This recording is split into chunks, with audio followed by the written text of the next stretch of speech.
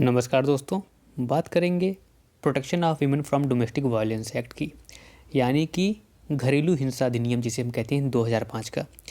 2005 के इस अधिनियम में अगर हम देखें तो जो सबसे इम्पॉर्टेंट प्रश्न आते हैं वो केवल बेयर की भाषा से बन जाते हैं, और जो अन्य एक या दो क्वेश्चन आपको मिल सकते हैं संभवतः मैं वो बोलूँगा वो भी करंट के पोर्शन में चले जाएंगे, क्योंकि वो कुछ अगर नया केस डेवलपमेंट हुआ है, कुछ नया संशोधन हुआ है तो उसमें। तो इस प्रकार से हम कुल प्रश्नों को देख लेंगे। 50 प्रश्नों को हम इस छोटे से बेयर एक्ट से अगर हम देख लेते हैं ऑब्जेक्टिव के माध्यम से, तो हम ये कह सकते हैं कि हमारा 95% कवर हो जाएगा पूरा एक्ट। तो चलिए शुरू करते हैं। याद रखिएगा सारे प्रीवियस पेपर से जुड़े हुए क्वेश्चन हैं। एमपी एडीपीयू की बात कर लें, वहाँ इंपॉर्टेंट है। एमपी एचजीएस के प्रश्न भी आते हैं, और यहाँ तक कि पंजाब जुडिशल सर्विसेज से भी क्वेश्चन यहाँ पे आते हैं। तो चलिए शुरू करते हैं। और इसके अलावा अगर हम देखें तो आंध्र प्रदेश जुडिशल सर्विस में भी प्रश्न आते हैं, और बिहार में अपनी जगह पे दिल्ली जुडिशल सर्विसेज में, और अब तो यूपी के माइनर पोर्शन में भी इसे जोड़ दिया गया है। ठीक है, तो जीएस के पोर्शन में भी एक जो माइनर लॉ जुड़े हैं उसमें से एक अधिनियम ये भी है, और अन्य तमाम प्रतियोगी परीक्षाओं में भी इंपॉर्टेंट है। चलिए शुरू करते हैं बिना समय गंवाए। पहला प्रश्न है, protection of women from domestic violence act कब इन्फोर्स हुआ था?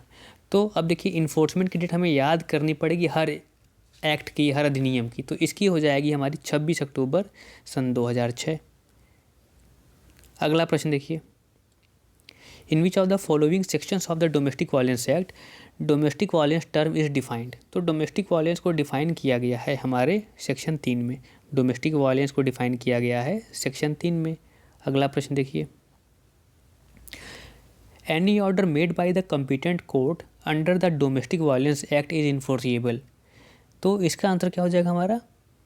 Through out India. आपको पता ही होगा जो अमेंडमेंट हो गया 2019 में 31 अक्टूबर के बाद वाला, तो उसके बाद से जम्मू एंड कश्मीर ख़त्म ही हो गया एक तरह से कहिए। अब एप्लीकेबल होता है पूरा भी अधिनियम कोई भी होते हैं तो सारे इंडिया में, तो थ्रू आउट इंडिया हो जाएगा। Which of the following term has not been used in category of various kinds of abuse falling in definition of domestic violence? अब डोमेस्टिक वायलेंस में जो तमाम तरह के अब्यूज़ दिए गए हैं, अत्याचार दिए गए एक तरह से कह सकते हैं, उसमें कौन सा इसमें से नहीं है? देखिए मेंटल, इमोशनल, वर्बल और इकोनॉमिक। तो देखिए इसमें मेंटल अब्यूज़ टर्म नहीं है, इस चीज़ को याद रखिएगा। यानी emotional abuse, verbal abuse, economic abuse इन सब की बात करता है। Information to protection officer about domestic violence may be given under section 4 of the domestic violence act। अब प्रोटेक्शन ऑफिसर को डोमेस्टिक वायलेंस संबंधी जानकारी दी जाएगी जो सेक्शन 4 में, वो किसके द्वारा दी जाएगी ये बात कर रहा है। तो कोई भी पर्सन जानकारी दे सकता है, ठीक है ना। Any person can give information to protection officer. Shelter home की बात करते हैं, तो shelter home notified under the domestic violence act is bound to provide shelter to the aggrieved person on the request of. तो किसकी request पे देगा? तो प्रोटेक्शन ऑफिसर की रिक्वेस्ट पे शेल्टर होम प्रोवाइड कराएगा फैसिलिटीज़ को एग्रीव्ड पर्सन को।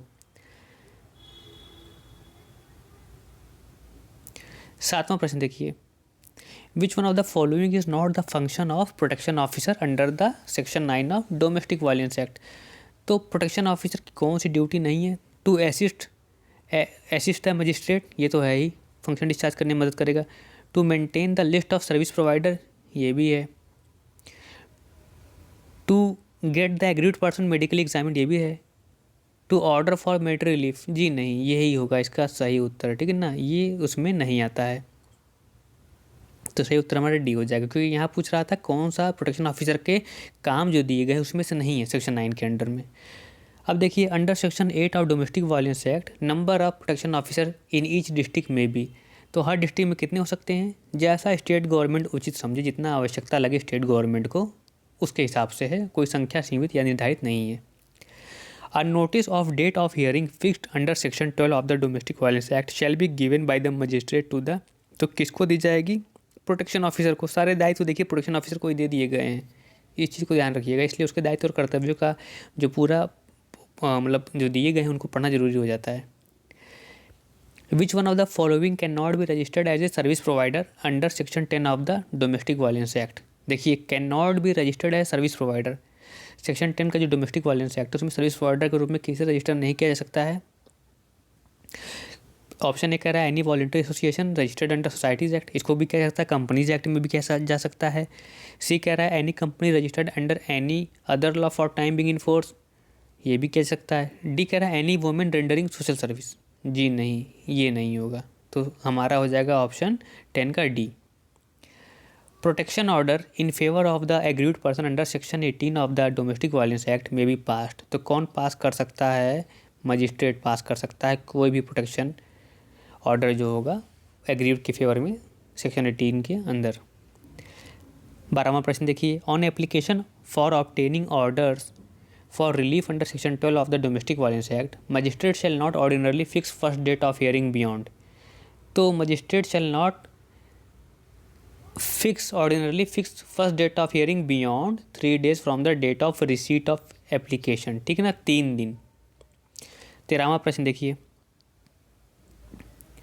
13वें प्रश्न में कह रहा है अब magistrate directing the matter to be referred for counselling under section 14 of the domestic violence act will fixed next date of hearing, इसका आंसर हो जाएगा हमारा within a period not exceeding 2 months, अगली तिथि within a period not exceeding 2 months, ठीक है ना। अगला प्रश्न देखिए, 14वां प्रश्न, residence order under the domestic violence act may be passed by the magistrate in, ये कहाँ पे दिया गया है? तो सेक्शन 19 में दिया गया है, ठीक है ना। Residence order under domestic violence act passed by magistrate is given under section 19। In the following pair what is correctly matched, क्या करेक्टली मैच्ड है इसकी बात कर रहा है। तो एप्लीकेशन टू मजिस्ट्रेट 12 में है, डिफिनीशन डोमेस्टिक वायलेंस की 3 में है, proceeding to be held in camera proceeding होगी, बंद कमरे में होगी, ये 16 में कह रहा है, तो सारे सही हैं, यानी कि डी ऑप्शन हो जाएगा। अगला प्रश्न देखिए, competent court under domestic violence act means, competent court का क्या मतलब है डोमेस्टिक वायलेंस एक्ट में? इसका हो जाएगा option D, court of judicial magistrate first class और मेट्रोपॉलिटन मजिस्ट्रेट। अगला प्रश्न देखिए, monetary relief provided under section 20 of domestic violence act में इंक्लूड, तो मॉनिटरी रिलीफ इंक्लूड करेगी loss of earning, medical expenses, maintenance for aggrieved person as well as her children, all of the above, सारे।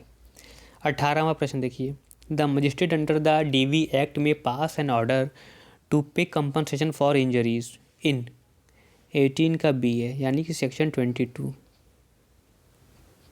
Protection of women from domestic violence act provides under which article, domestic violence की बात यहाँ पे सीधे आ गई है कि protection of women from domestic violence act provides under article of constitution, तो अब किस आर्टिकल में है? तो ये बहुत ही 14, 15, 21 अपने आप में आ जाएंगे, लेकिन इस प्रश्न की कोई खास वो नहीं है जिसमें टफ कहा जाएगा या कुछ समझने में दिक्कत हो, यानी कि ये एक तरह से कही तो डैड बेयर से जुड़ा नहीं, अगर हमने बेयर नहीं पढ़ा तो भी आप इसे ईजिली सॉल्व कर लेते हैं। 20वां प्रश्न देखिए, in the protection of women from domestic violence act domestic violence include, तो डोमेस्टिक वायलेंस में क्या क्या आएगा? इकोनॉमिक एब्यूज़ भी आएगा और सेक्सुअल एब्यूज़ भी आएगा, यानी कि ऑप्शन सी हो जाएगा हमारा। A protection order made under section 18 of the act shall B enforce till, तो कब तक इनफोर्स रहेगा प्रोटेक्शन ऑर्डर जो 18 में हुआ है? Till the aggrieved person applies for discharge, तब तक जो है ये इन्फोर्स रहेगा जब तक एग्रीव्ड पर्सन डिस्चार्ज के लिए अप्लाई नहीं कर देता है। 22वां प्रश्न देखिए, on the following one of the following does not match, कौन सा मैच नहीं कर रहा है? तो डोमेस्टिक वायलेंस एक्ट हम पढ़ रहे हैं, वही मैच नहीं कर रहा है, 2005 का अधिनियम है, इस चीज़ को तो याद ही होगा, ठीक है। अगला प्रश्न देखिए, as per section 2Q of the protection of women from domestic violence act, respondent का क्या मतलब होता है? जो 2Q में रिस्पोंडेंट दिया है उसका क्या मतलब है सेक्शन इस एक्ट के अकॉर्डिंग? तो इसका उत्तर हो जाएगा option A, any person who is in a domestic relationship with the aggrieved person and against whom the aggrieved person has short relief under the act, तो उससे हम कहेंगे रिस्पोंडेंट। 2Q में दिया है, ये तो क्लियर है। चलिए 24वां प्रश्न देखिए, relief which can be provided under domestic violence act, compensation order, custody of children, residential order and protection order और ऑल ऑफ द एबव, तो ऑप्शन डी हो जाएगा सारे, यानी कंपनसेशन, कस्टडी और रेसिडेंशियल ऑर्डर ये सारे प्रोवाइड किए जा सकते हैं। 25वां प्रश्न देखिए, non compliance of protection order by court and domestic violence under domestic violence act will be an offence as, तो कैसा ऑफेंस होगा? कॉग्निजेबल एंड नॉन बेलेबल, ठीक है ना। अगला प्रश्न देखिए, maximum penalty for breach of protection order bye respondent under section 31 of domestic violence act. Breach of protection order, respondent ने प्रोटेक्शन ऑर्डर को ब्रीच कर दिया है तो उसकी पनिशमेंट की बात कर रहा है, उसकी मैक्सिमम पेनल्टी कितनी हो सकती है? तो 1 साल हो सकती है। मैक्सिमम की बात कर रहा है, ध्यान रखिएगा, ठीक है ना, 1 ईयर। 27वां प्रश्न देखिए, धारा की सेक्शन 31A में क्या दिया हुआ है? ये कैसा अपराध होगा? तो ये होगा कॉग्निजेबल एंड नॉन बेलेबल। अगला प्रश्न देखिए, there shall lie an appeal of to the court of session, कितने दिनों की अवधि के अंदर? विद इन 30 डेज, यानी option B. Where a protection officer fails to discharge his duties as directed by the magistrate without any sufficient cause, there he shall be liable, he shall be liable to be punished with imprisonment और with fine और both, option C. 30वां प्रश्न देखिए, domestic relationship का क्या मतलब है? Repeat हो चुका है। देखिए, डोमेस्टिक रिलेशनशिप का क्या मतलब है? Relationship with family members living together as a joint family, relationship with family members living together as a nuclear family, relationship as sister, widow, mother, single women living with abuser, ठीक है ना, सब कुछ आ जाएगा इसमें, बहुत ही वाइड टर्म है ये। तो इस तरह से डोमेस्टिक रिलेशनशिप में सारे आ जाएंगे, यानी ऑप्शन डी हो जाएगा, ऑल ऑफ द अबव।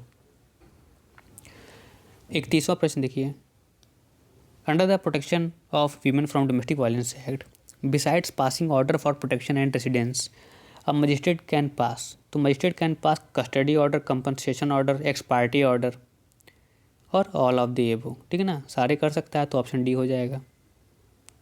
अगला प्रश्न आइए, under the protection of women from domestic violence act one of the following relief can not be claimed by women, कौन सी रिलीफ क्लेम नहीं की सकती वीमेन के द्वारा?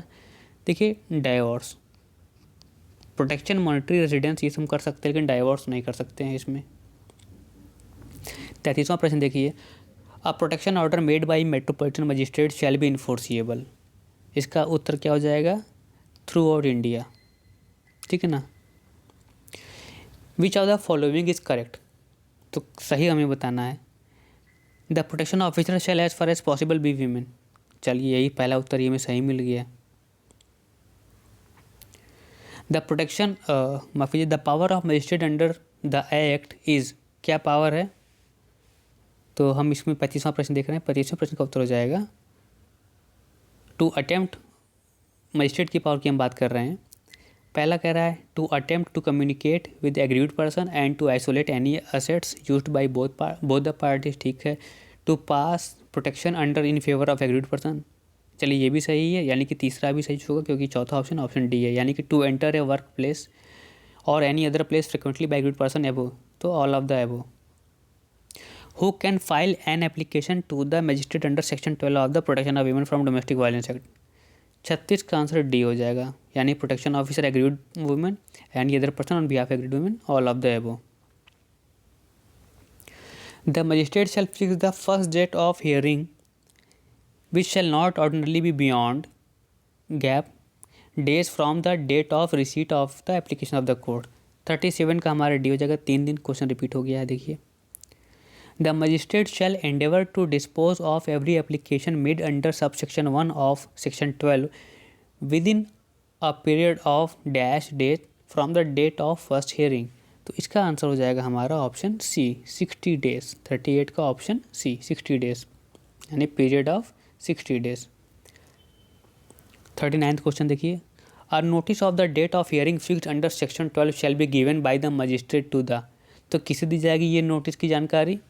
प्रोटेक्शन ऑफिसर को, यानी ऑप्शन बी।